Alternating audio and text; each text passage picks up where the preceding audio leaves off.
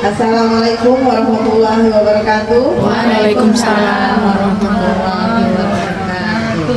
Puji dan syukur kepada Allah Subhanahu wa Ta'ala yang masih memberi nikmat sehat dan kesempatan kita pada hari ini. Salawat dan salam kita haturkan pada Nabi besar Muhammad SAW. Semoga kita semua selalu menjadi pengikutnya sampai akhir zaman.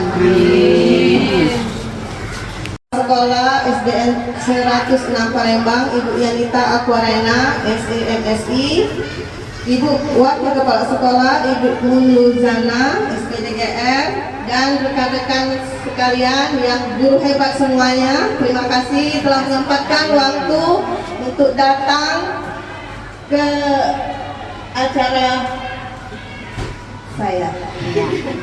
Saya akan melakukan praktik baik. Di sini saya bukan mengguru ya Bu ya. Saya hanya menyampaikan apa yang saya dapat dari CGP pendidikan CGP saya, CGP 11, di mana di sini saya harus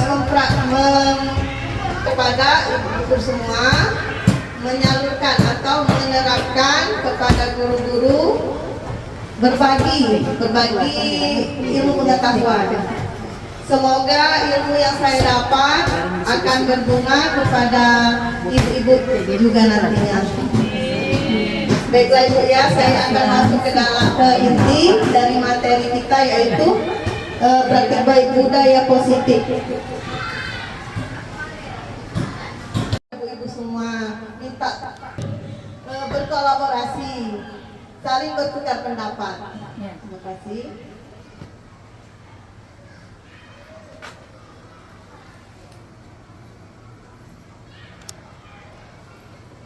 Nah di sini Bu ya, pertama-tama sebelum kita memasuki dari inti, saya minta ibu-ibu misalnya ya mempunyai sesuatu yang penting dalam genggaman ibu bayangkan sendiri, misalnya ada sesuatu yang di dalam genggaman ibu itu hal yang penting sekali. Apa itu? Apalah ibu bayangkan ya? Duit. Bisa yang ibu anggap penting. Bisa mungkin apa Bu? Atau apa? Perhiasan atau apa? Mungkin yang lain dari itu mungkin bisa Bu ya.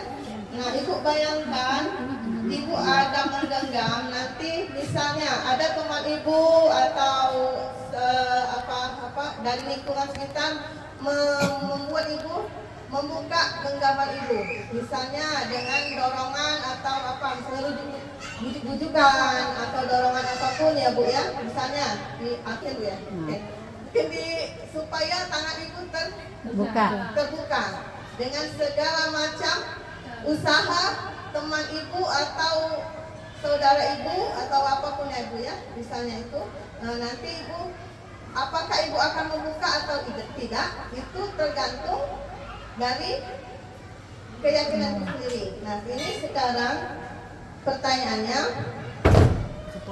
apakah ibu akan membuka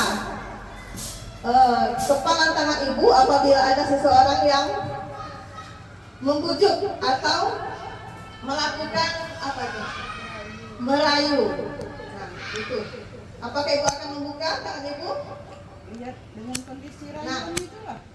Iya. Kalau dia meminta aku tuh dengan ininya dengan bisa melembutkan di hati. Boleh Bunda pakai mic. Kalau terima kasih atas waktunya. Ya, terima kasih. Kalau menurut pendapat saya, kita akan membuka genggaman tangan kita jika orang yang menginginkan sesuatu itu memang betul-betul menusuk atau mengena di hati kita sehingga kita dapat membuka genggaman tangan kita. Jadi kembalinya kita bisa merespon jika orang itu memberikan timbal balik bagaimana. Begitu. Timbal balik. Terima kasih Ibu. Apakah ada yang lain? Ini ya.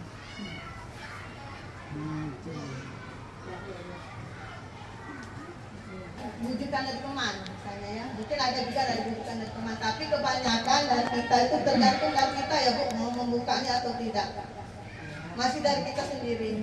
Walaupun kita sudah sudah dibujuk-bujuknya kan, kalau misalnya dari hati kita tidak mau, berarti kan kita tidak mau juga.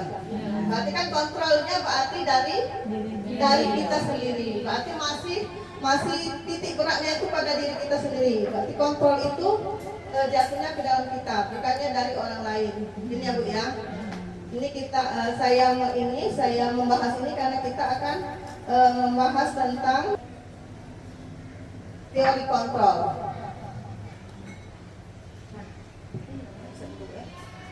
Nah, ini ilusi bahwa semua penguatan positif efektif dan bermanfaat. Ini misalnya penguatan positif atau bujukan adalah untuk kontrol. Segala usaha untuk mengontrol murid tersebut dalam jangka waktu tertentu. Kemungkinan murid tersebut akan menyadari dan mencoba untuk menolak bujukan kita, atau bisa jadi murid tersebut menjadi tergantung pada pendapat sang guru untuk berusaha. Itu walaupun kita sekuat-kuat tenaga ya Bu, masih tergantung dengan anak itu sendiri. Itulah tugas kita supaya untuk dari istri dia itulah tersebut. Misalnya ini ilusi guru mengontrol murid Ibu. Pada dasarnya kita tidak dapat memaksa murid untuk berbuat sesuatu. Jikalau murid tersebut memilih untuk tidak melakukannya, walaupun tampaknya guru sedang mengontrol perilaku murid, hal demikian terjadi karena murid sedang mengizinkannya dikontrol. Saat itu bentuk kontrol guru menjadi kebutuhan dasar yang dipilih murid tersebut. Nah, ini teori kontrol menyatakan bahwa semua perilaku memiliki tujuan, bahkan terhadap perilaku yang tidak disukai. Itu mungkin anak-anak kalau misalnya nurut sama kita mungkin ada apa di balik itu ya, misalnya penghargaan atau apa misalnya budaya kita. Makna kata disiplin dimaknai menjadi suatu yang dilakukan seseorang pada orang lain untuk mendapatkan kepatuhan, tetapi ya bukannya dalam bentuk hukuman ataupun apa Bu ya, misalnya. Tapi budaya kita ini biasanya itu anak-anak ini juga Bu ya, misalnya saya kan melakukan keyakinan kelas di kelas saya. Ini kan saya kelas 1 ya Bu. Nah kemudian ini saya misalnya tidak mengerjakan tugas. Kalau tidak mengerjakan tugas, hukum saja Bu katanya, ini kejewer kayak itu. Nah kan sudah agak ekstrim ya Bu ya. Sebenarnya kita kan arah ke situ, hukuman itu kan untuk menyadarkan dia. Tapi anak-anak itu kan sudah mengarah ke keyakinan itu. Padahal kita mau ke arah positif, tapi dia ke arah negatif. Ya, ini Bu kasih ini tegak kan Bu. Kalau tinggi itu aja bisa itu berapa satu Bu? Saya mungkin ada pengalaman Ibu yang lain Bu dari ini membuat keyakinan kelas. Seperti saya kan seperti itu, agak ekstrim sedikit katanya kan. Kedua ya di kaki di atas kelas, katanya sampai pulang ya Allah kata ini kan, ya ampun atau itu kan ya. Jadi untuk mengarah ke arah positif tuh agak susah lah. Misalnya ya nak coba dengan peraturan yang lain, coba kata kita kan ya, apa selain yang itu apa misalnya, agak susah mereka. Jadi kita yang arahkan misalnya datang tepat waktu, ya itu aja ya, nggak ada yang bukan kayak itu. Nah, mungkin ada ibu-ibu yang lain Bu memberikan pengalaman atau apa sama seperti saya Bu. kurang lebih Ya. Ya Bu, ini Ki Hajar Dewantara menyatakan bahwa untuk mencapai kemerdekaan atau dalam konteks pendidikan kita saat ini, untuk menciptakan murid yang merdeka, syarat utamanya adalah harus ada disiplin yang kuat. Disiplin yang dimaksud adalah disiplin diri yang memiliki motivasi internal. Tadi Bu dari dalam diri dia. Tapi kalau untuk menumbuhkan dari dalam diri itu agak-agak berproses. Biasanya dari eksternal pula, misalnya kita kasih penghargaan atau kita kasih hadiah. Nah senang ya Bu ya, apalagi walaupun itu dalam kecil, misalnya puji-pujian atau misalnya dalam bentuk stiker, dia senang kan? Tapi itu bukan dari dalam dia, bukan dari kesadaran dia, tapi lumayan untuk proses. Karena itu sudah budaya. Iya kan, hilangkan proses budaya seperti itu. Memang dipancing memang dari internal, dari dalamnya, dari dalam ditanamkan itu. Menghilangkan budaya yang pakai reward. Coba betul-betul tumbuh dari mereka. Itu yang butuh kita. Kita bantu ya dia ini dari Gosen dalam bukunya Rex Dating School Discipline 2001 menyatakan bahwa arti dari kata disiplin berasal dari bahasa Latin atau disiplina yang artinya belajar. Kata disiplin juga berasal dari akar kata yang sama dengan disiplin atau murid atau pengikut. Untuk menjadi seorang murid atau pengikut, seseorang harus paham betul alasan mengapa mereka mengikuti suatu aliran atau ajaran tertentu, sehingga motivasi yang terbangun adalah motivasi intrinsik bukan ekstrinsik. Ya, sebelumnya kita sebagai guru harus menjadi model role guru ya, untuk jadi model role atau contoh untuk murid kita.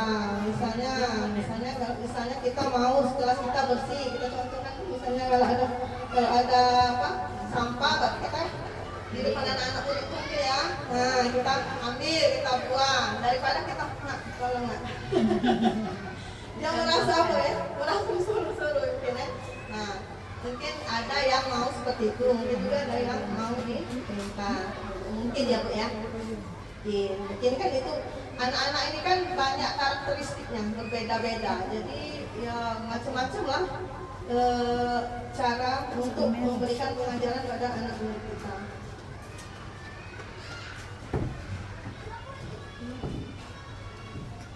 Ya, ini kesimpulannya, dengan kata lain, seseorang yang memiliki disiplin diri berarti mereka bisa bertanggung jawab terhadap apa yang dilakukannya. Karena mereka berdasarkan tindakan mereka pada nilai-nilai kebajikan universal. Misalnya Bu ya, misalnya anak-anak kita sudah punya kesadaran intrinsik, ya misalnya kita tinggalkan dulu, misalnya ada contoh mungkin ya, mungkin kelas rendah mungkin, nah misalnya ya, ditinggalkan misalnya ada pekerjaan, dia tidak keluar atau dari dalam diri dia, misalnya apa?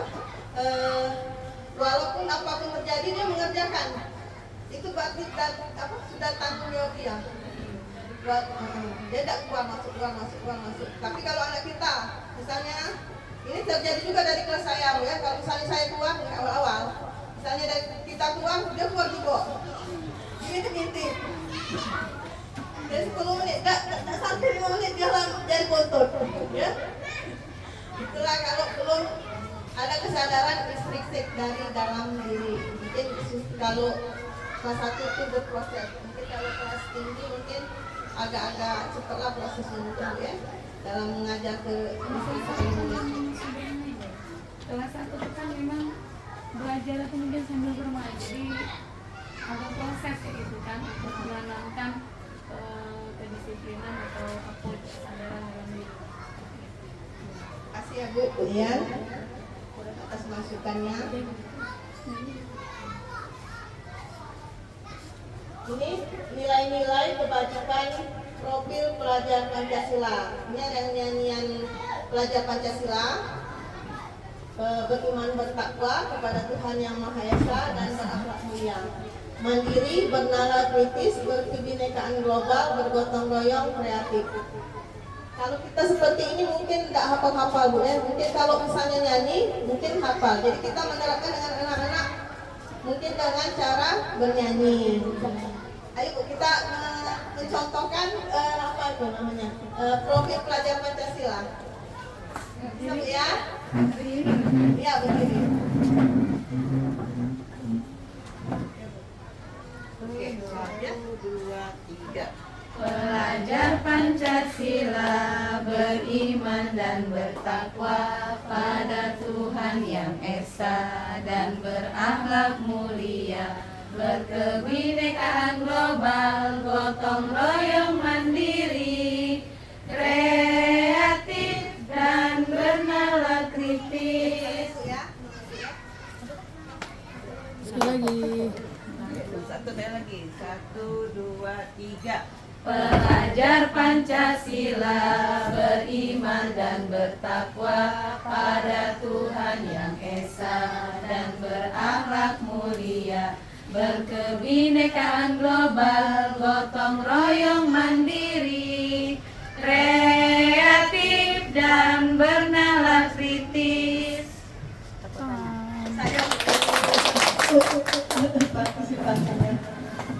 Saya pun menghafalnya dengan bernyanyi, Bu.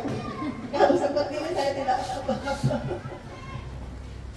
Apalagi kalau misalnya murid mungkin memang cocoknya dengan bernyanyi. Mungkin dalam 10 kali kita bernyanyi dia sudah hafal. Kan daya tangkap murid mungkin, Bu ya, mungkin lebih cepat dari kita, Bu.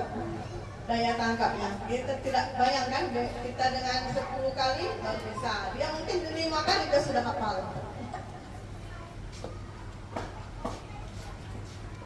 Ini nilai-nilai kebajikan atau sikap murid. Ini bisa dengan dalam bentuk toleransi, rasa hormat, integritas, mandiri, menghargai, antusias, empati, keingintahuan, kreativitas, kerjasama, percaya diri, dan komitmen.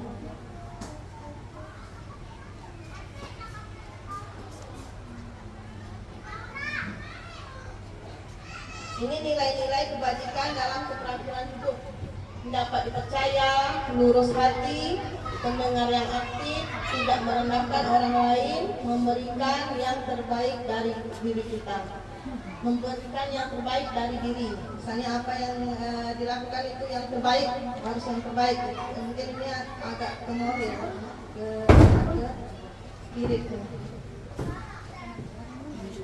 Ini nilai-nilai kebajikan, ini 7. Empati, suara hati, kontrol diri, rasa hormat, kebajikan, toleransi, dan keadilan. Banyak macam-macamnya nilai kebajikan. Dari kebajikan ini seperti ini, dari keterampilan, ini dari nilai kebajikan mungkin ada 5.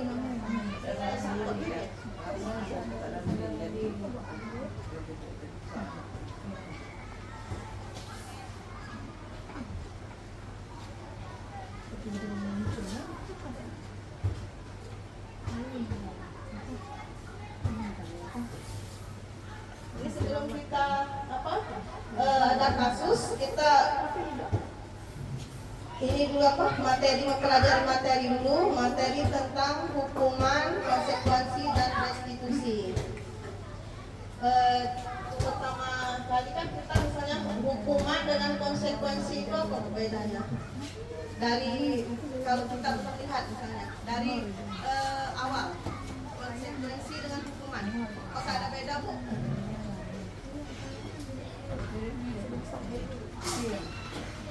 Hukuman itu lebih kepada negatif ya. Kalau konsekuensi itu lebih kepada positif. Kalau menurut saya hukuman dengan konsekuensi itu mirip-mirip. Tapi kalau hukuman itu lebih kepada negatif, sedangkan konsekuensi itu lebih kepada mengajak ke positifnya. Menurut saya. Ya. Ini kita lihat dulu ya dari arti dari kata hukuman. Ini hukuman bersifat tidak terencana atau tiba-tiba. Hanya anak atau murid tidak tahu apa yang akan terjadi dan tidak dilibatkan. Hukuman bersifat satu arah. Jadi satu arah, Bu, dari misalnya kita kan tadi ini sekarang dari pihak guru yang memberikan dan murid hanya menerima suatu hukuman tanpa melalui suatu kesepakatan atau pengarahan dari guru, baik sebelum atau sesudahnya. Hukuman yang diberikan bisa berupa fisik maupun psikis. Murid atau anak disakiti oleh suatu perbuatan atau kata. Hukuman itu, Bu. Misalnya ya berdiri mungkin ya, berdiri di depan kelas mungkin. Itu psikisnya itu fisik. Ini kalau psikisnya mungkin menyentak mungkin ya, menyentak. Ngedon anak itu.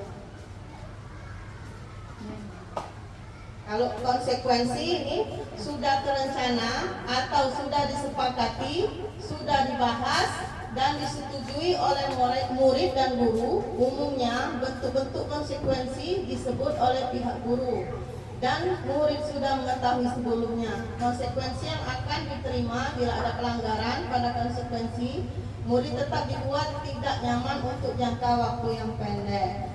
Mungkin dari ada keyakinan kelas yang dibuat, ya. Nah, jadi dia disuruh apa? Membuat kesadaran dari dia, kesadaran dari dia sendiri. Nah, ini kita jawab dulu ya, supaya kita agak bisa membedakan antara konsekuensi dengan hukuman. Saya juga masih belajar itu. Lari mengelilingi lapangan basket 2 kali karena terlambat hadir di sekolah. Itu hukuman atau konsekuensi atau sanksi atau konsekuensi? Nah, hukuman ya Bu ya?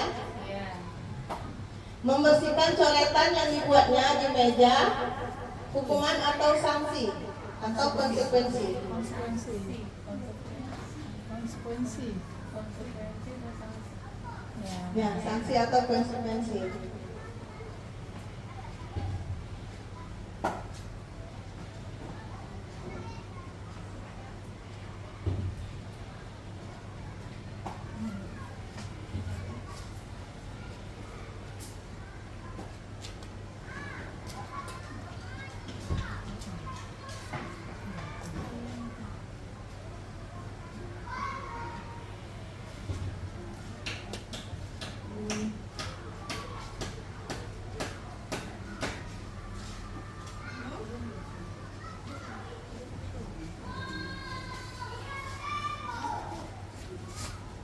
Berdiri di depan kelas sambil mengangkat kaki satu karena tidak bisa menjawab pertanyaan.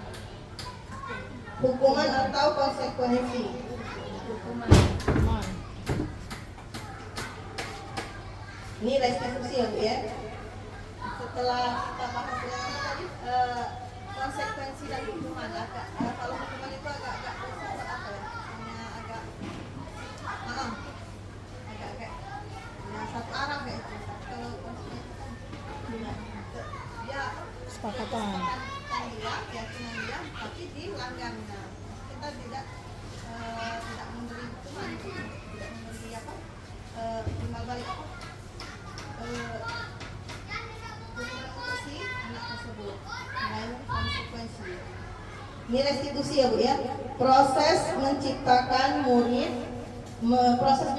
kondisi bagi murid untuk memperbaiki kesalahan mereka sehingga mereka bisa kembali pada kelompok mereka dengan karakter yang lebih kuat.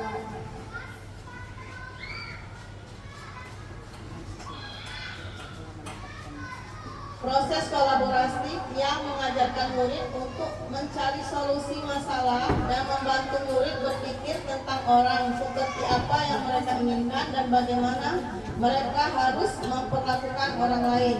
Jadi tentang apa dia itu membenahi atau memperbaiki dirinya sendiri dengan proses dirinya melalui proses.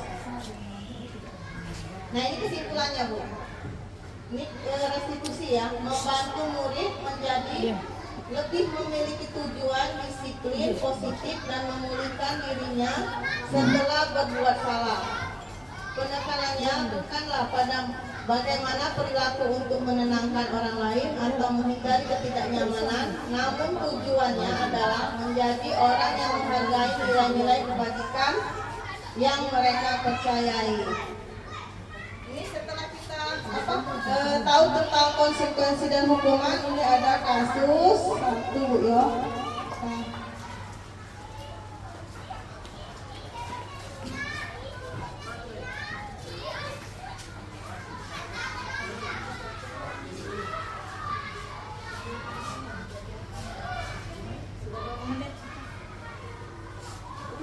20 lewat sudah.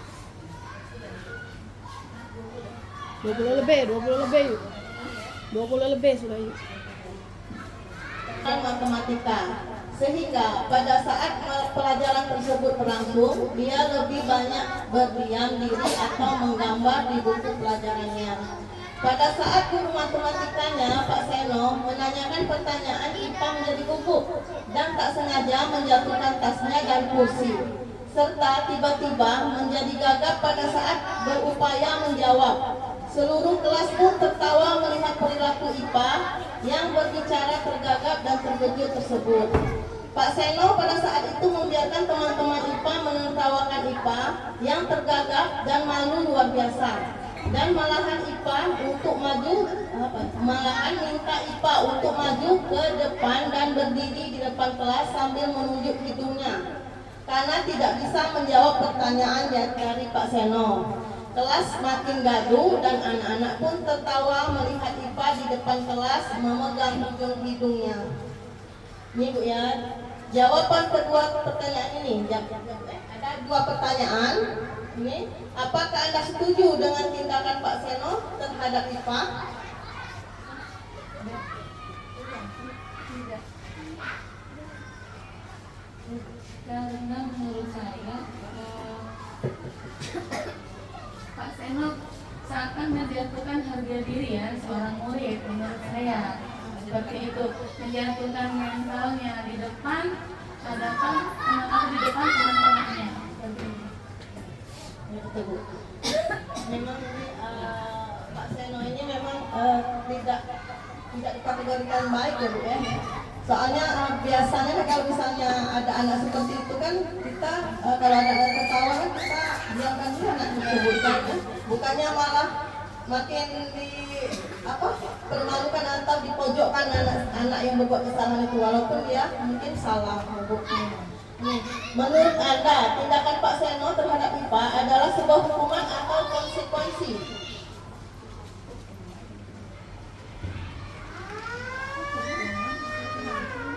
Saya jawab Bu. Apa yang bisa memberikan masukan? Jadi mungkin. Terima kasih. Kalau menurut saya yang diberikan Pak Seno itu adalah hukuman, karena tadi dia meminta IPA untuk maju ke depan dan menunjuk hidungnya, karena dia tidak bisa menjawab pertanyaan dari Pak Seno. Itu menurut saya. Terima kasih. Ini bisa hukuman psikis dan bisa hukuman ini apa? Fisik. Hukuman fisik yang seperti ini, hukuman psikisnya dia malu. Ya.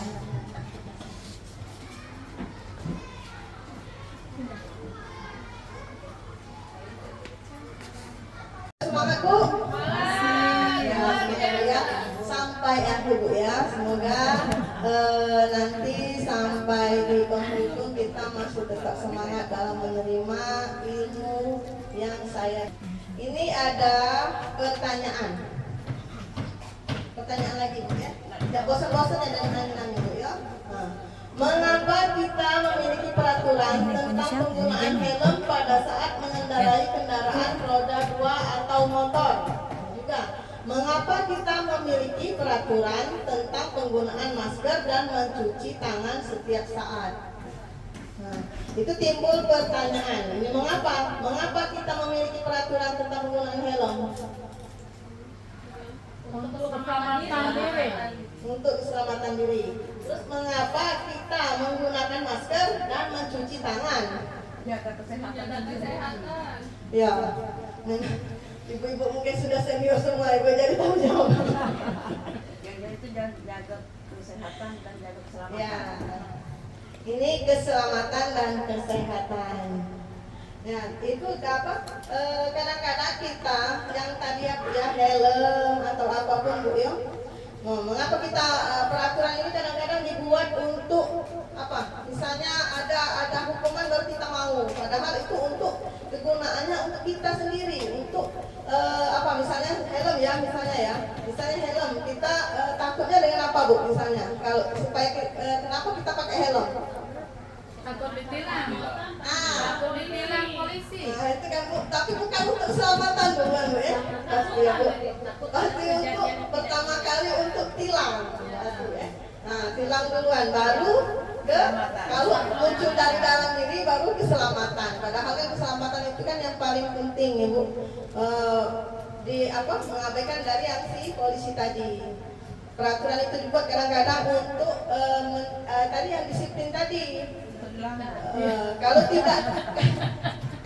Kalau tidak kita buat peraturan tadi, melanggar padahal untuk keselamatan sendiri. Tapi kalau misalnya tidak ada sanksi atau apa, ya dilanggar. Tidak pakai helm kalau ya. Misalnya dari jauh-jauh pun tidak mungkin pakai helm. Kasih cerita pula.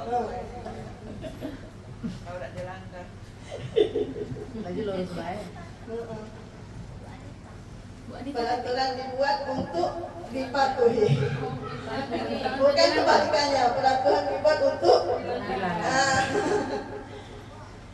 nilai-nilai keselamatan atau kesehatan inilah yang kita sebut sebagai suatu keyakinan, yaitu nilai-nilai kebajikan universal yang disepakati secara tersirat dan tersurat lepas dari latar belakang suku, negara, bahasa maupun agama atau apapun yang misalnya tadi ya Bu yang saya sebutkan tadi, dari tilang tadi misalnya Bu ya, atau misalnya masker tadi itu tidak boleh masuk. Misalnya kita waktu zaman apa tuh, misalnya zaman COVID kita misalnya pakai masker, kalau kita tidak pakai masker tidak boleh masuk ke dalam rumah sakit itu.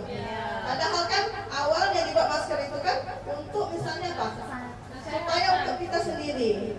Nah tapi untuk dari dalam diri kita sendiri itu tidak mungkin kita pakai masker sendiri. Tapi ada misalnya kita ya, misalnya untuk keselamatan diri kita, misalnya 50-50 lah.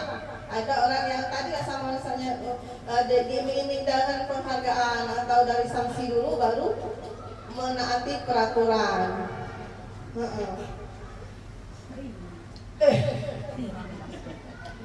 Sebenarnya sabar Bu. Tidak apa-apa.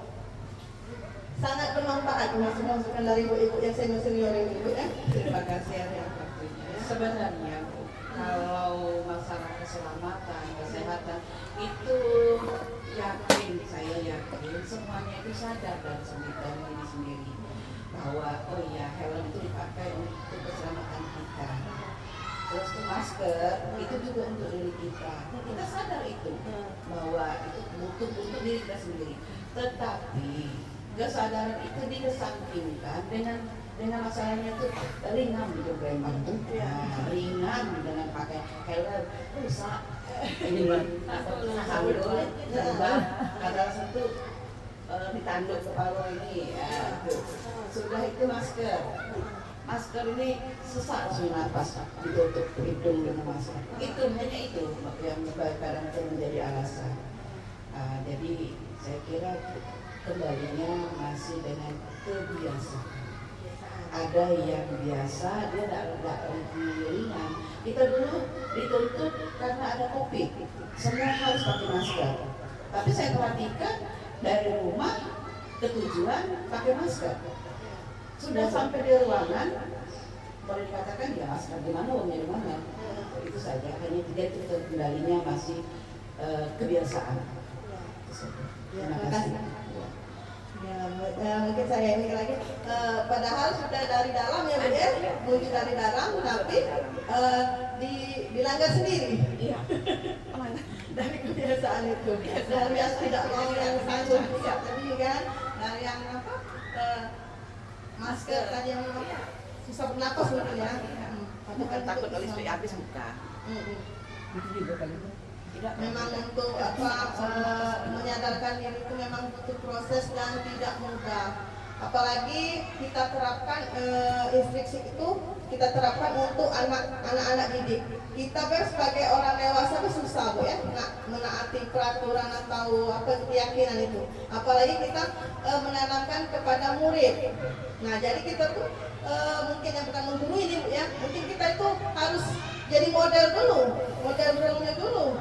Baru nanti diikuti oleh si murid tadi. Jadi model rule inilah yang mungkin yang susah Bu. Sekuat tenaga kita berusaha untuk jadi model rule yang baik untuk anak didik kita.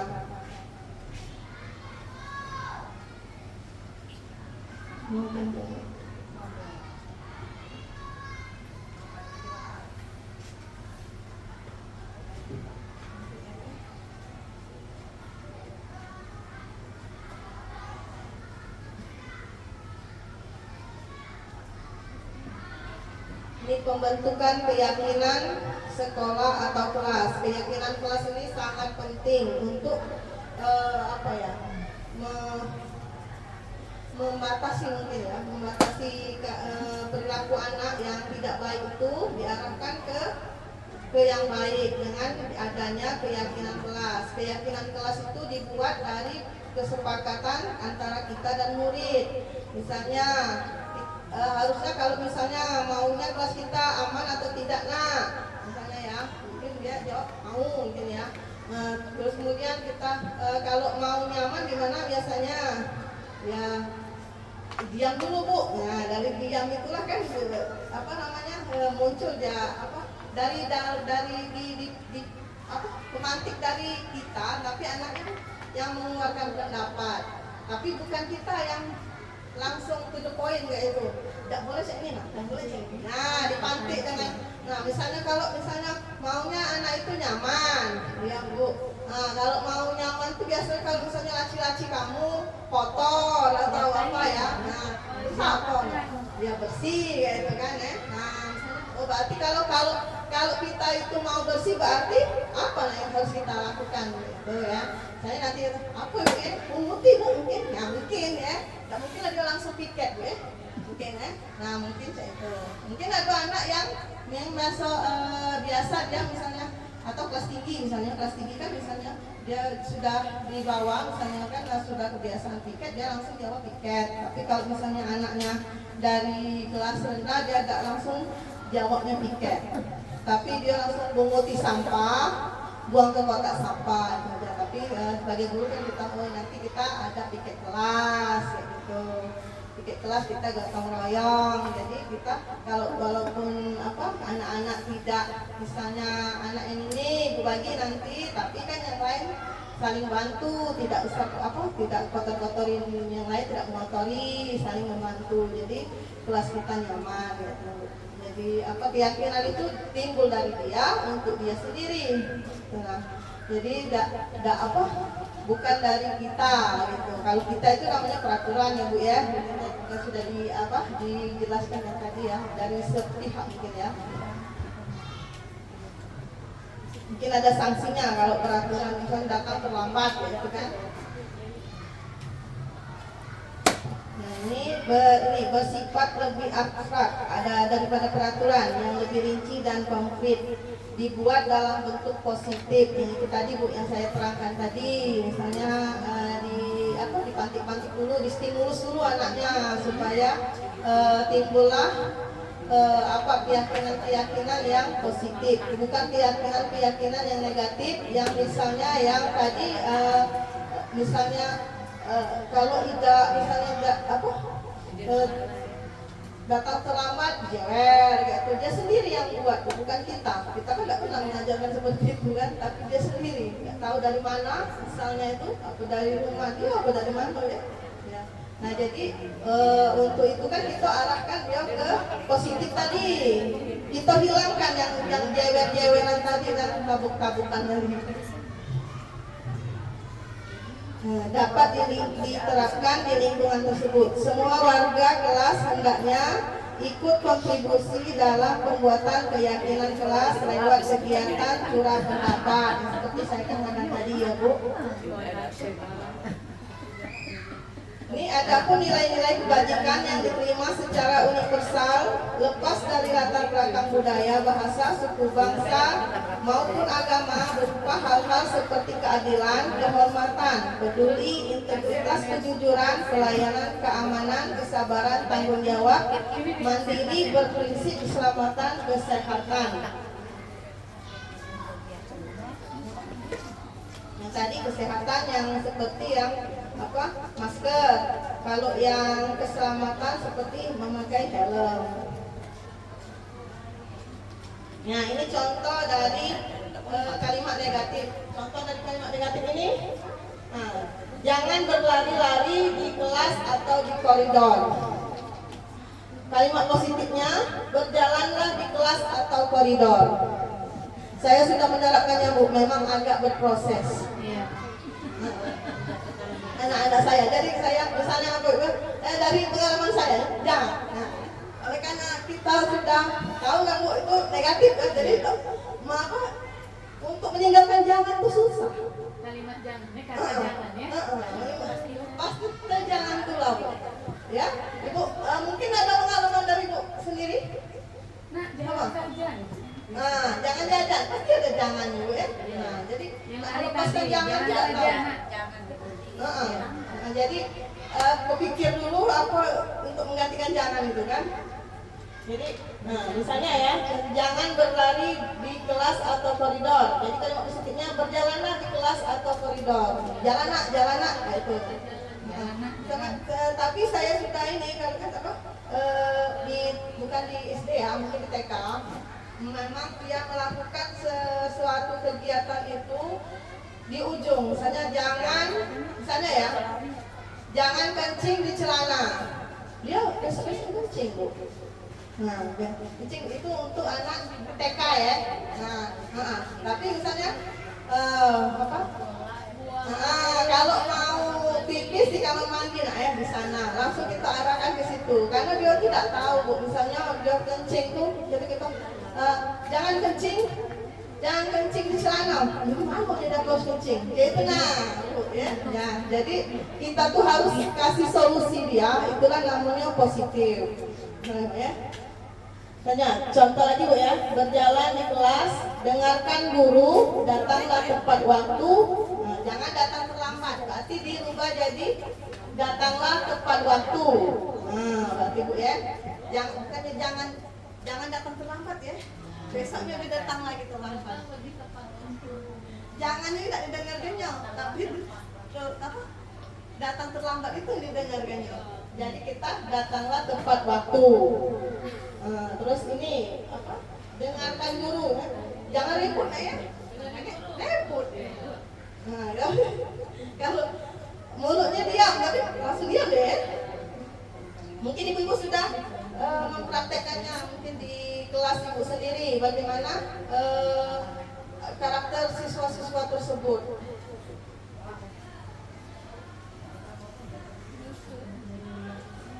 Ini kebutuhan dasar manusia.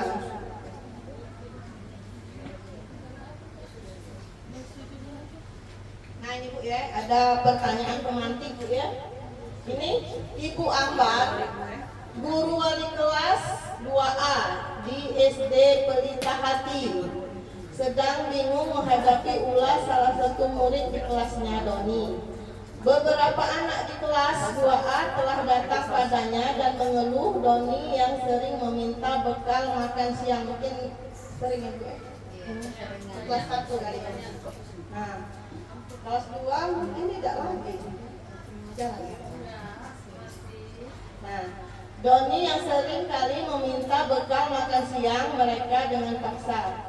Jika Anda menghadapi situasi seperti Bu Ambar, apa yang akan Anda lakukan? Menurut Anda, kira-kira apa alasan Doni melakukan hal tersebut? Ya ampun. Ya boy. Kalau Bu dijawab, ya. Oke, ada jawab. Jawab. Ayo Bu, jawab. Tasya. Apa Bu? Jangan ibu terus. Nanti dapat ribut lagi. Ya Bu.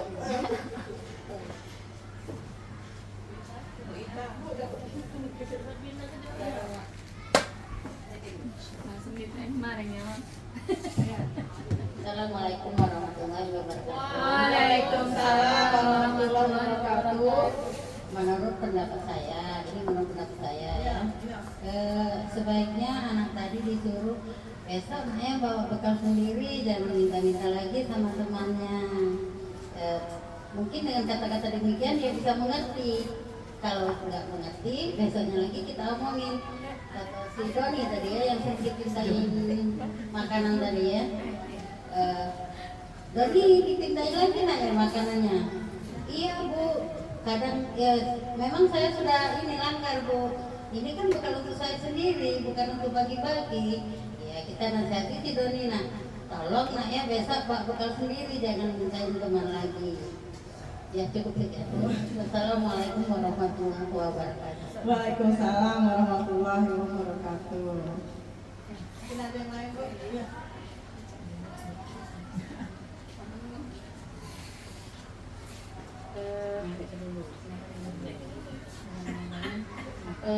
Hampir menurut saya juga hampir sama pendapat saya dengan Ibu Ita. Ya. Lebih menyuruh Doni untuk membawa bekal sendiri juga. Bahasanya mungkin seperti ini pada anak Doni, sebaiknya besok Doni bisa membawa bekal sendiri juga ya, agar bisa bertukar, mungkin bisa saling bertukar dengan teman, saling mencicipi seperti itu. Nah, terus menurut Anda kira-kira apakah Apa alasan Doni melakukan hal itu?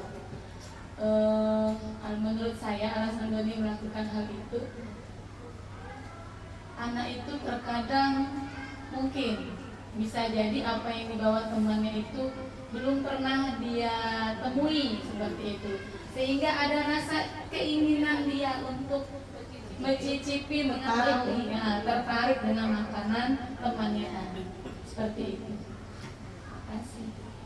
Latar belakang kan banyak ya Bu, misalnya mungkin dia tidak bisa membawa bekal karena apa? Tidak ada yang bisa dibawa dari mana. Oke, ya, jadi kita misalnya kita kasih solusi bawa bekal, jadi dia ada apa bekal saya, apa yang mau saya bawa sedangkan tidak ada di rumah gitu. Mungkin kita pertama-tama mungkin kita tanya dulu kenapa dia tidak membawa bekal tersebut. Mungkin ada alasannya. Mungkin kalau misalnya dia apa alasannya karena tertarik itu enak ya Bu ya, kita langsung arahkan dia bawa besok ya. Tapi kalau misalnya posisinya dia tidak ada gitu, tidak apa orang tidak ada, misalnya tidak ada yang mau dibawa, tidak mampu, ya terpaksa. Ya mungkin itu, mungkin dari latarnya dulu kita apa korek dulu. Tanya dulu, dari rumah sarapan enggak? Gitu kan? Dari rumah sarapan enggak, Doni? Enggak, mereka enggak pernah sarapan.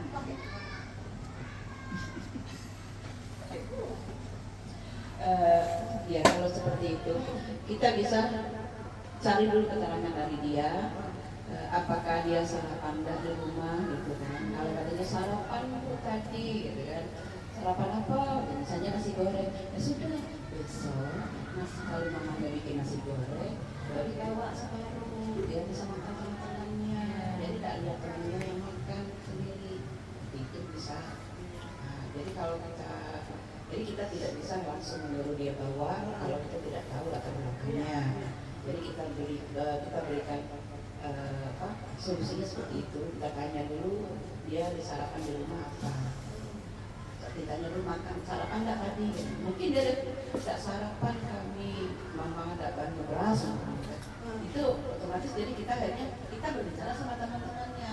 Nah, kita indahnya berbagi. Kita jelaskan indahnya berbagi itu lebih baik loh untuk kita sama-sama. Nah, hari ini Doni tidak bawa bekal, bolehlah kita bagi dia. Nanti mana tahu dia punya rezeki dia bawa bekal, kita bisa mencicipi bekalnya Doni. Seperti itu. Jadi sama-sama tidak merasakan ada perasaan yang bagaimana. Itu saja pendapat saya. Ya, terima kasih ya Bu atas masukannya kepada saya atas kasus ini Bu ya. Mungkin kita sebagai guru tidak bisa langsung ngejudge ya Bu ya. Oh dia itu misalnya dia ini minta makan terus, misalnya nakal itu tidak bisa ngejudge dia seperti itu karena mungkin dia ada latar belakangnya sendiri gitu ya. Jadi guru ini memang harus fleksibel ya Bu. Susah. Jadi harus bisa karakter anak satu-satu.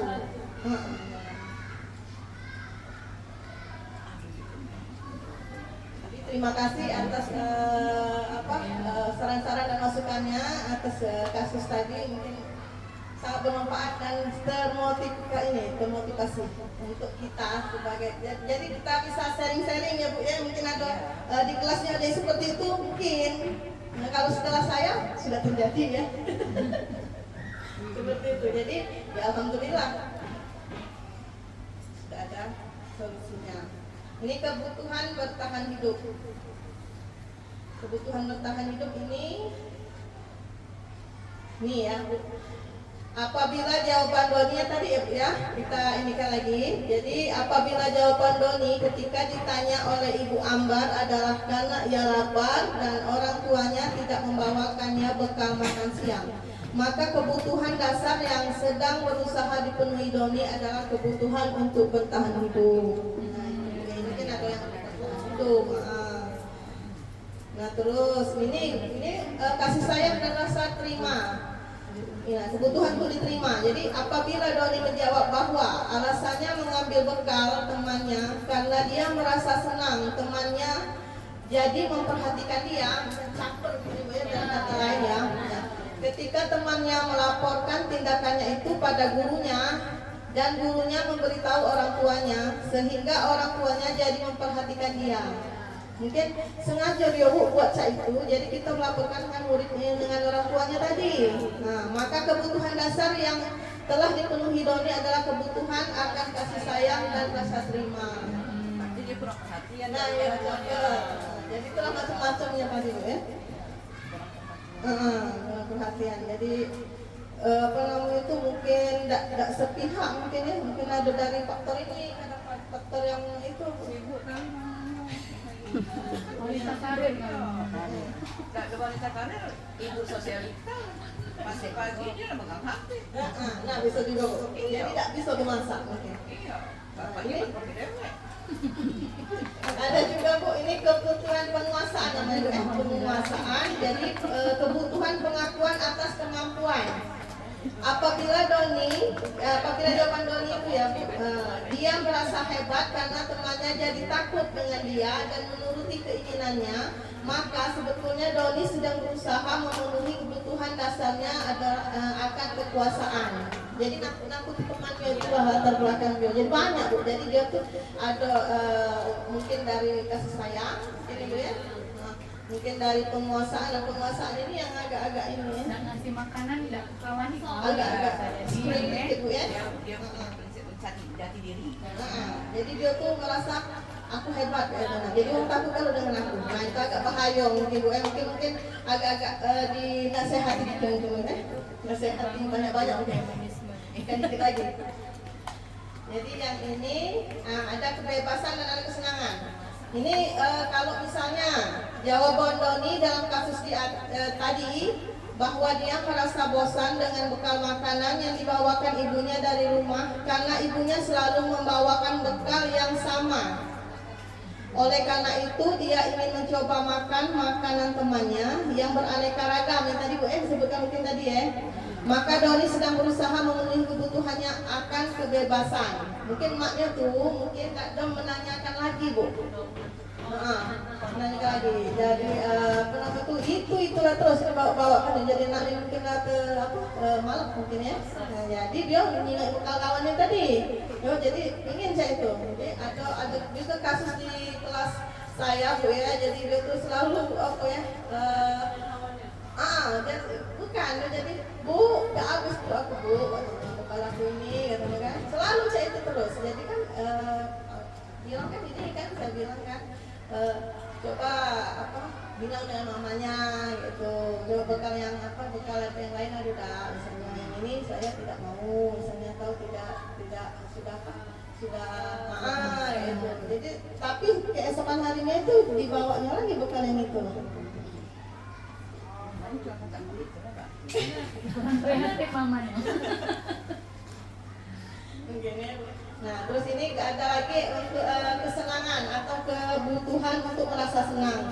Bila Doni menjawab bahwa ia melakukan karena iseng saja dan ia menikmati ekspresi wajah teman-temannya yang kesal karena diambil makanannya dan menurut dia ekspresi teman-temannya lucu. Nah, maka berarti Doni sedang berusaha memenuhi kebutuhan akan kesenangan. Ada lagi Bu, mungkin ya semua ini kurasa ada galau Bu di dalam murid-murid kita. Caknya ada galau karakter-karakter ini.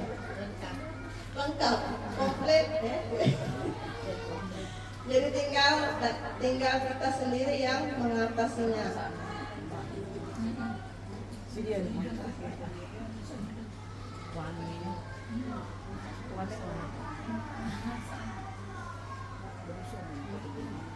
Ini ada Bu restitusi 5 kontrol kita sebagai guru.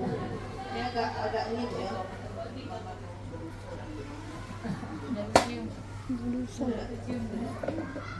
Oh ini. Ini penghukum. Ada 5 kan Bu? Yaitu penghukum. Ini pertama penghukum, yaitu seorang penghukum bisa menggunakan hukuman fisik maupun verbal. Orang-orang yang menjalankan posisi penghukum senantiasa mengatakan bahwa sekolah memerlukan sistem atau alat yang dapat lebih menekankan murid-murid lebih dalam lagi. Misalnya Ibu ya, guru-guru yang menerapkan posisi penghukum akan berkata, patuhi aturan saya atau awas ya. Nah itu ya, itulah kita misalnya seperti itu kita masuk kategori penghukum. Ini kan cuman posisi kontrol ya. Terus kamu selalu saja salah. Kamu ini selalu saja salah. Nah mungkin kita tuh tahu sendiri Bu ya. Apa namanya? Berkaca gitu ya, refleksi. Nah ini posisinya penghukum. Nah di posisi yang awal. Nah terus selalu, pasti selalu yang terakhir. Nah, menyalahkan kayak itu Bu ya. Selalu, pasti selalu kamu. Itu bisa. Pasti kamu tuh. Ngejudge dia tuh. Enggak denger bisa gitu nah ya. Misalnya tidak kita tuh yang betul misalnya. Guru seperti ini senantiasa percaya hanya ada satu cara agar pembelajaran bisa berhasil, yaitu cara dia. Nah, itulah namanya guru posisinya sebagai penghukum. Nah, ini kan materi ya Bu ya. Itu apa namanya tuh? Kita untuk mempelajari. Jadi ada yang kedua ini pembuat merasa bersalah. Nah, ini pembuat merasa bersalah. Pada posisi ini biasanya guru akan berusaha lebih lembut. Membuat rasa bersalah akan menggunakan keheningan yang membuat orang lain merasa tidak nyaman, bersalah atau rendah diri. Kata-kata yang keluar dengan lembut. Nah, seperti ya, misalnya, ibu sangat kecewa sekali dengan kamu. Nah, itu. Nah, itu tipenya itu pembuat merasa bersalah. Terus berapa kali Bapak harus memberitahu kamu ya? Nah, itu juga kalimat yang pembuat merasa bersalah dari posisinya. Terus gimana coba kalau orang tua kamu tahu kamu berbuat begini? Nah, itu juga kan? Nah, itu kan Bu. Terus ini, di posisi ini murid akan memiliki penilaian diri yang buruk tentang diri mereka. Murid merasa tidak berharga dan telah mengecewakan orang-orang yang disayanginya. Ya, itu mungkin menurut kita sudah bagus, sudah lembut, tapi mungkin anak-anak yang menerimanya mungkin bersepsi lain ya. Mungkin apa namanya itu kecewa atau ya ampun dia apa itu ngedown itu rasa nyesel ya. Apa? Nyesel ya itu. Rasa bersalah. Nah, terus ini guru yang berposisi sebagai teman. Ini guru pada posisi ini tidak akan menyakiti murid. Nah, namun akan tetap berupaya mengontrol murid melalui persuasi. Nah, posisi teman pada guru bisa negatif ataupun positif. Positif di sini berupa hubungan baik yang terjalin antara guru dan murid. Guru di posisi teman menggunakan hubungan baik dan humor untuk mempengaruhi seseorang. Mereka akan berkata, ini misalnya suatu contoh dari yang posisi teman tadi Bu ya, guru yang bersifat teman itu, ayo bantulah, bimbing Bapak ya. Nah, gitu. Ayo nak, bantulah nak, Bapak nih, ya gitu ya. Bapak kan. Nah ini lagi ya. Ayo ingat tidak bantuan Bapak selama ini. Wah. Nah, ayo ingat tidak bantuan Bapak selama ini. Nah ini berarti itu cap-cap ya, seperti teman ya itu ya. Terus dia lagi, ya sudah kali ini tidak apa-apa. Nanti ibu bantu bereskan. Nah itu kita sudah berposisi sebagai teman untuk murid kita. Nah hal negatif dari posisi teman adalah bila suatu saat guru tersebut tidak membantu, maka murid akan kecewa dan berkata, saya pikir bapak atau ibu teman saya. Nah murid merasa dikecewakan dan tidak mau lagi berusaha. Hal lain yang mungkin timbul adalah murid hanya akan bertindak untuk guru tertentu dan tidak untuk guru lainnya. Murid akan tergantung pada guru tersebut. Ya, jadi apa nanti ya teman tadi kan, kalau dia tidak memberi ya tidak menerima hal itu. Nah, bukan dia menganggap kita guru. Jadi teman tadi itu ya, tapi kalau yang positifnya dia itu senang itu, senang mungkin ditunggu-tunggunya kita ngajar di situ. Oke, ya Bu ya. Kemungkinan mungkin ada yang seperti itu. Nah ini pemantau. Ini posisikan ada 5. Ini yang keempat. Ini yang pemantau ya.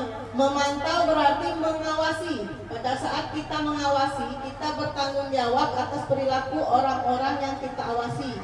Posisi pemantau berdasarkan pada peraturan-peraturan dan konsekuensi dengan menggunakan sanksi atau konsekuensi.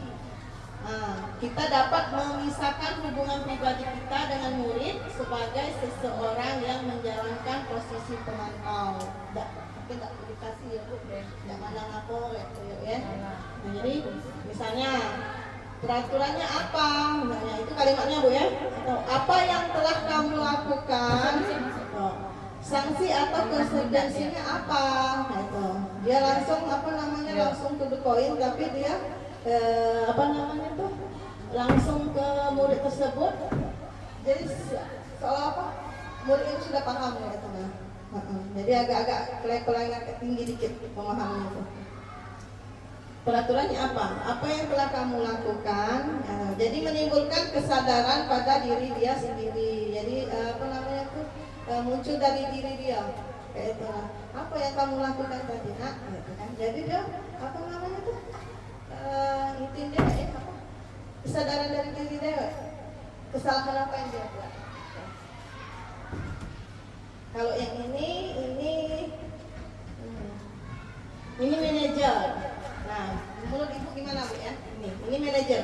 Manajer adalah posisi di mana guru berbuat sesuatu bersama dengan murid, mempersilahkan murid mempertanggungjawabkan perilakunya, mendukung murid agar dapat menemukan solusi atas permasalahannya sendiri. Di manajer, murid diajak untuk menganalisis kebutuhan dirinya maupun kebutuhan orang lain.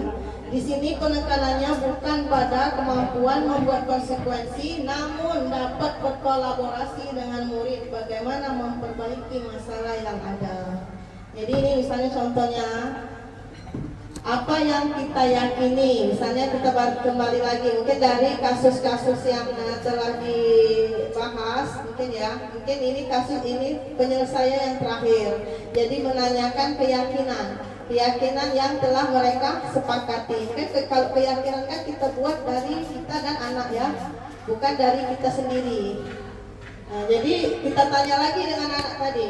Jadi apa yang kita yakini? Kembali ke keyakinan kelas. Terus apa yang kamu yakini? Jika kamu meyakini, apakah kamu bersedia memperbaikinya? Nah, itu kita berposisi sebagai manajer. Terus jika kamu memperbaiki ini, hal ini menunjukkan apa tentang dirimu? Gitu. Jadi dia tuh disuruh mengkoreksi sendiri, terus disuruh memperbaiki diri. Kalau dia misalnya tahu kan keyakinan kelasnya, terus apa rencana kamu untuk memperbaiki hal ini? Kalau kami dapat dari materi ini posisi manajer ini posisi yang teratas mungkin Bu ya, mungkin posisi yang mungkin ibu-ibu sudah kalau sudah merefleksi ibu di posisi yang mana. Misalnya ibu sudah posisi manajer, berarti ibu sudah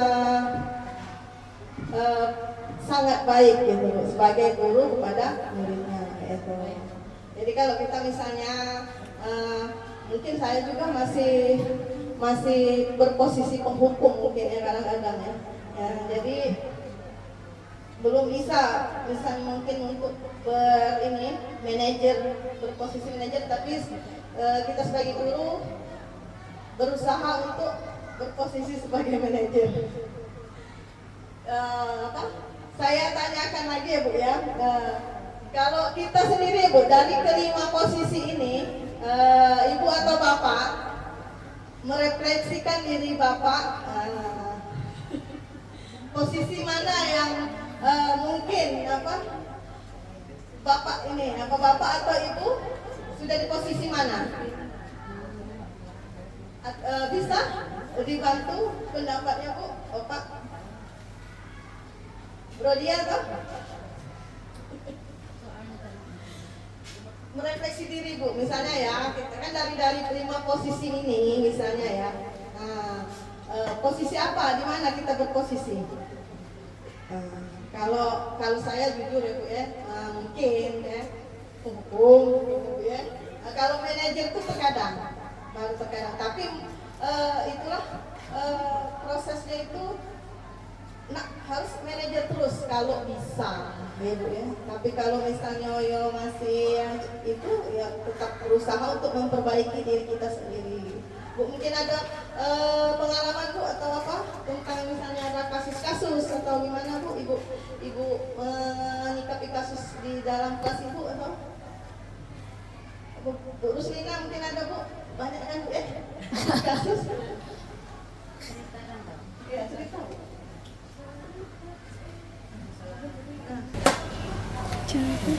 Assalamualaikum warahmatullahi wabarakatuh.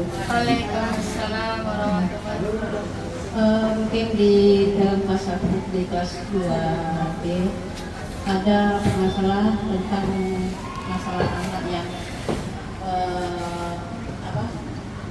kelainan misalnya yang misalnya seperti kayak sultan ya. Waktu pertama kali saya masuk itu kan disuruh nulis tidak mau. Saya masuk, saya buka tasnya untuk nulis. Teman satunya yang di depan selalu mengejek. Terus dia jadi si sultannya. Akhirnya saya berpikir gimana anak ini duduk di depan sekali ke saya. Ternyata ada perubahan. Jadi dia bisa menulis tidak seperti yang pertama saya masuk. Itu kasus yang saya temukan di kelas saya. Itu saja. Mungkin apa ya dari Ibu ke Sultan? Saya menghubungi orang tuanya, minta kerjasama, minta bimbing di rumah, dibimbing, terus orang tuanya respon. Nah, jadi saya bilang tadi sama Sultan, kau harus belajar dan menulis jangan sama dengan di kelas 1. Nah, akhirnya dia mau. Sekarang kan dia les dan ada juga perubahan. Bisa baca. Tapi ada satu anak yang ada di kelas 1 tuh, di kelas 2 itu ada yang tidak bisa baca. Itu yang susah. Saya sudah tes. Dia huruf tahu ya, misalnya huruf B. Nanti saya jelaskan lagi, ulangi lagi, lupa. Itu yang jadi masalahnya.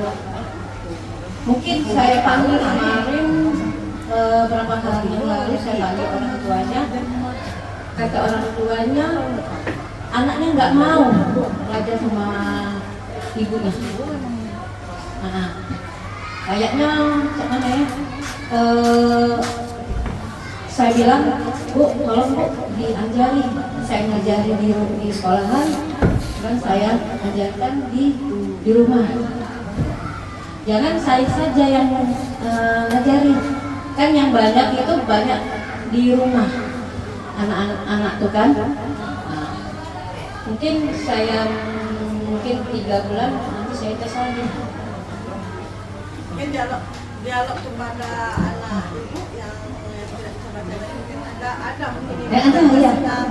Mungkin dari Ibu mungkin ada mungkin Ya. ya. Nah, itu mungkin Ibu sudah melakukan menstabilkan identitas supaya anak itu kan tidak tertuduh. Ya, tapi dibilangin, tapi tidak dipakai mana. Saya bilang yang posisi yang ini ya, sedikit gitu ya. Ya, pas waktu istirahat saya bilang itu saja. Nah dari posisi 5 posisi ini mungkin Ibu posisi yang mana? Apakah manajer kalau menghukum, apakah membuat merasa bersalah, atau manajer atau teman atau pemantau? Saya bisa juga pemantau atau juga sebagai teman kan dengan anak-anak. Itu saja. Ya, terima kasih ya.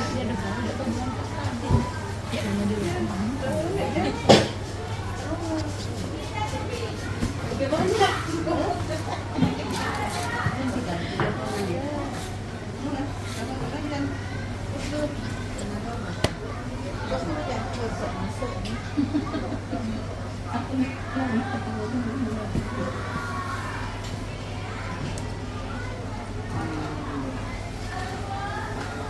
Nah ini Bu ya, yang posisi tadi mungkin kita berharap kita bisa menjadi posisi manajer kepada anak didik kita. Kita selalu berusaha agar tidak menjadi penghukum kepada murid kita. Mungkin walaupun saya sendiri mungkin sebagai penghukum juga saya berusaha memperbaiki diri supaya saya selalu bersifat setidaknya sebagai teman atau pemantau. Kalau manajer ya mungkin berproses ya Bu ya. Mungkin selanjutnya mungkin saya berusaha semaksimal mungkin. Mungkin ibu-ibu juga mungkin Bu ya, posisi Bu mungkin sudah di manajer mungkin Bu. Ya alhamdulillah. Ini Bu ya, kita bahas ini lagi materi lanjutan yaitu restitusi segitiga restitusi.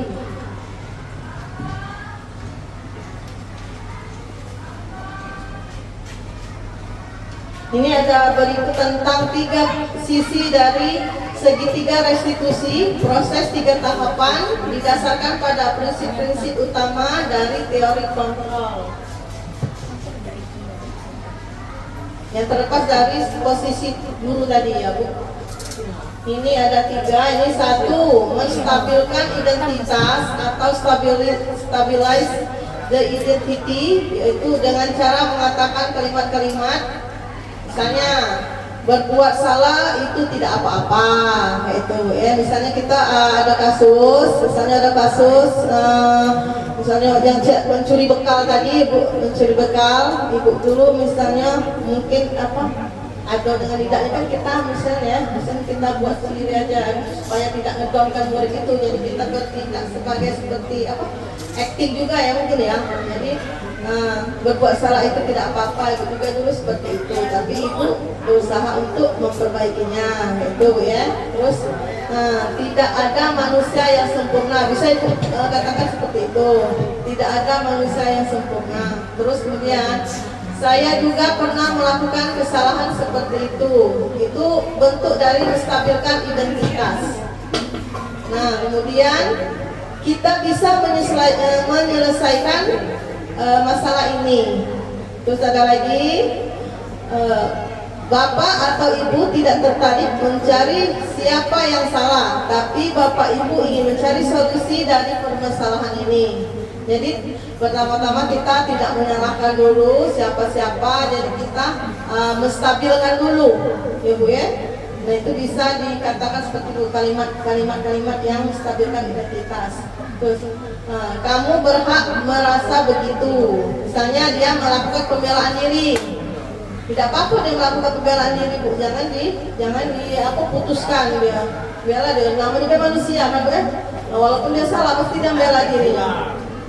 Tidak ada manusia yang mau disalahkan. Pertama mungkin ya. Tapi setelah kita misalnya mungkin ada kalimat-kalimat kamu berhak merasa begitu, kamu berhak membela diri. Tapi misalnya cobalah kamu misalnya apa yang telah kamu lakukan, mungkin dia setelah itu dia oh iya ya benar ya. Jadi dia cair mungkin ya ininya. Kepatuhan dari pikiran dia itu kan, kepatuhan dari pikiran dia itu.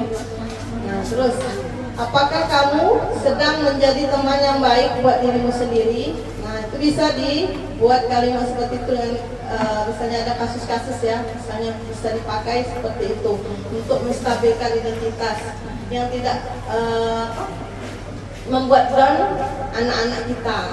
Jadi anak itu gak benci dengan kita kan Bu ya, kalau kita kayak kita kan Bu kan, kita misalnya kita dibilang ya apa misalnya kita down, agak benci lah kita orang itu ya.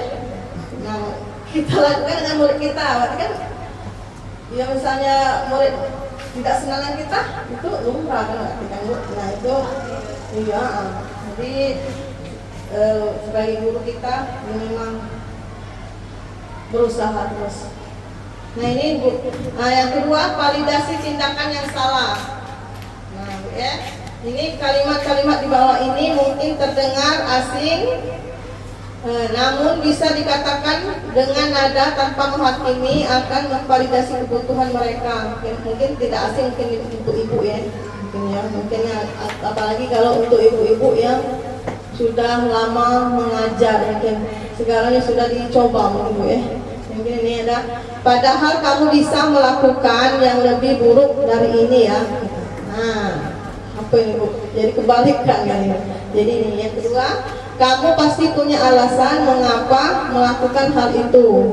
Nah, berarti dia, oh, ibu ini nanya aku kan gitu ya. Misalnya nanya, oh tidak langsung menyalahkan diri dia, jadi dia agak-agak senang lagi kejadian. Walaupun dia mungkin dengan begitu kan dia mungkin keluar kejujuran dari dia itu.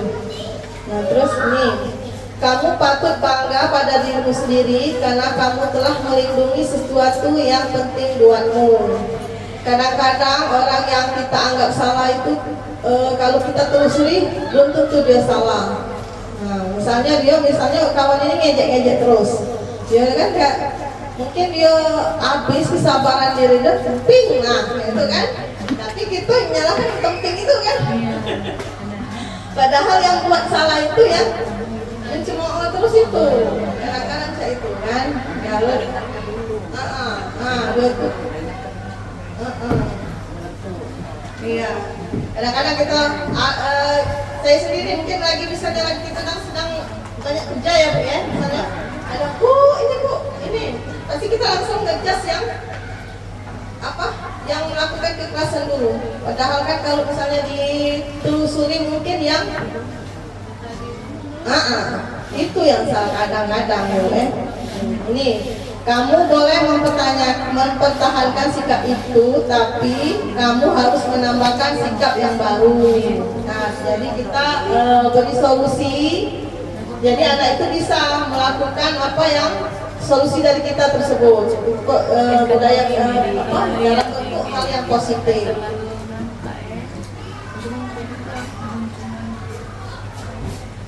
Ini yang ketiga, yang terakhir, menanyakan keyakinan.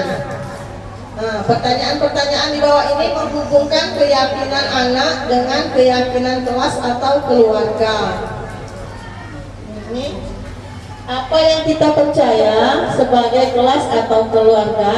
Nah, terus yang kedua, apa nilai-nilai umum yang kita telah sepakati. Ini menanyakan keyakinan yang balik tadi ya Bu ya, yang menanyakan keyakinan yang telah dibuat di kelasnya tadi. Jadi dia suruh dia sadar sendiri apa yang telah dibuatnya, kemudian suruh dia mengingat kembali dan kemudian dia introspeksi sendiri perbuatan dia itu.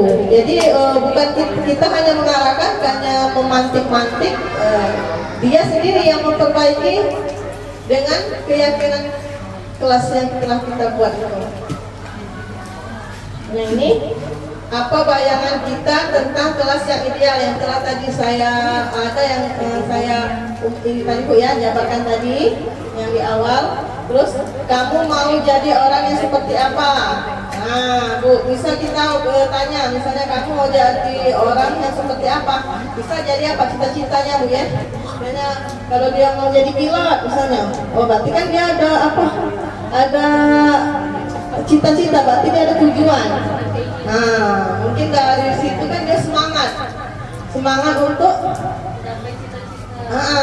jadi kan jadi dia apa namanya termotivasi untuk belajar atau memperbaiki diri. Mungkin dia tidak buat tugas atau tidak mau nulis kan Bu ya. Jadi kita tanya dulu deh apa cita-cita kamu mau jadi apa. Mungkin diingat lagi. Bu, tidak mungkin lah nak menjadi pilot tidak mau nulis, tidak bisa nulis. Ada nggak pilot yang tidak bisa menulis? Nah gitu. Ada nggak pilot? Nah terus kalau kita SD ini selanjutnya mau apa nak? SMP kan masih panjang kan? Kalau misalnya kalian kalau tidak naik, gimana? Mau SMP, SMA gitu kan?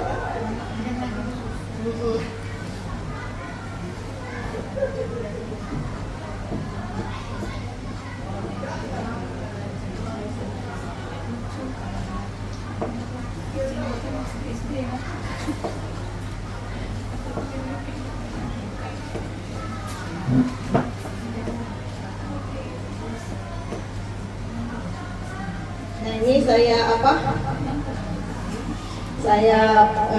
pahamkan lagi supaya dari 5 posisi kontrol yang telah saya disebutkan tadi.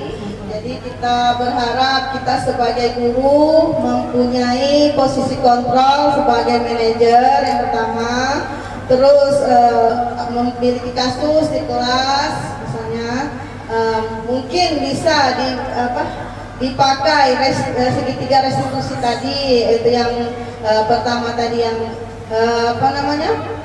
pertama kali menstabilkan,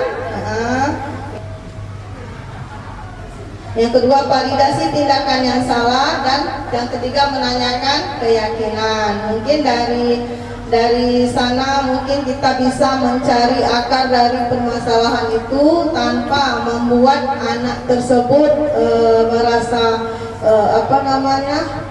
down atau benci kepada kita ataupun minder dan tidak jujur. Mungkin kita dari restitusi ini jadi anak itu keluar rasa tanggung jawab, kemudian kejujuran dari dia dan memperbaiki diri dia, dan dari instruksi dia itu keluar. Itulah yang diharapkan dari segitiga restitusi ini. Namun kalau 5 posisi ini mungkin untuk kita para guru, untuk refleksi kita para guru. Ini mengarah ke refleksi kita pada guru. Jadi kita di posisi yang mana? Andai kata kita di posisi yang ke-5, manajer, itu sudah sangat bagus sekali ya. Ya mungkin itu saja. Mungkin ada yang memberi saran atau apa Bu untuk mungkin ada dari materi-materi ini, mungkin ada yang diulang atau itu sudah jelas.